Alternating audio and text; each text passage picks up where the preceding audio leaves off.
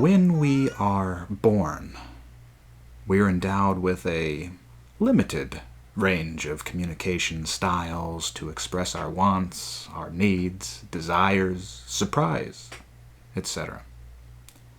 As we grow, we begin to grasp with more visual and verbal cues that help us to not only more effectively communicate with those around us, but also understand the complexity, subtlety, and interconnectedness between words, actions, and emotions within our dominant culture.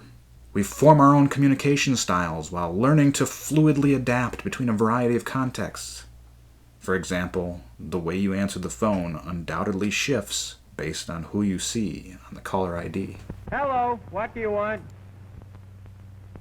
Likewise, your demeanor in a formal setting likely looks different from your demeanor in an informal setting. And this is only the beginning of our relationship with what are called rhetorical situations. Let's take a minute to define what that means exactly. Rhetoric, the art or study of using language effectively and persuasively. Rhetorical situations are the various contexts you must take into account to effectively communicate a message. As popular fantasy writer Jim Butcher puts it, quote, "Writing, in its most essential sense, is an artificial means for getting thoughts and images which reside in your brain over to the person holding your book in the most effective and accurate fashion possible so that the reader will successfully translate your thoughts into their brain." So, in this sense, the art of communication, whether it be verbal, written, or visual, has three basic components: the communicator, the message, and a recipient. Hello, what do you want? And the communicator's goal is to get their message delivered to the recipient as efficiently as possible. But how do we do that? I mean, what are the best methods of communication? Well, this all depends on your goal, or purpose, as well as the audience you're trying to communicate to.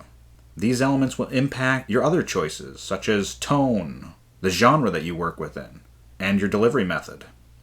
For example, let's say you're a pediatrician, and you've worked with a group of your colleagues to conduct a meta-analysis of parenting techniques to see which one produces the best outcomes.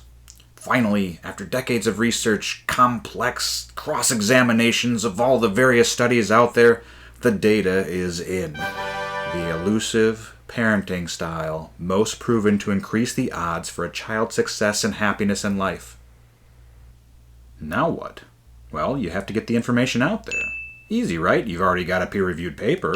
You could publish it in a peer-reviewed journal and distribute it to your colleagues. This could inform other experts who could then disseminate this vital information when giving prenatal advice to their patients. Or you could cut out the middleman and go directly to the audience you're looking to reach, the parents themselves.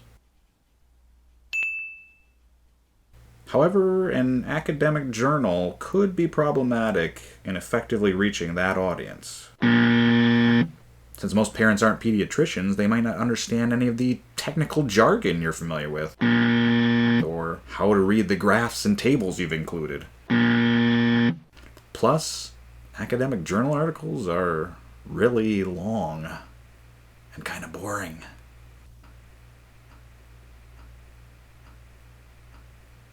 For expecting parents, it might be better to simplify the language and use real-world analogies to break down any complexities. Less clinical.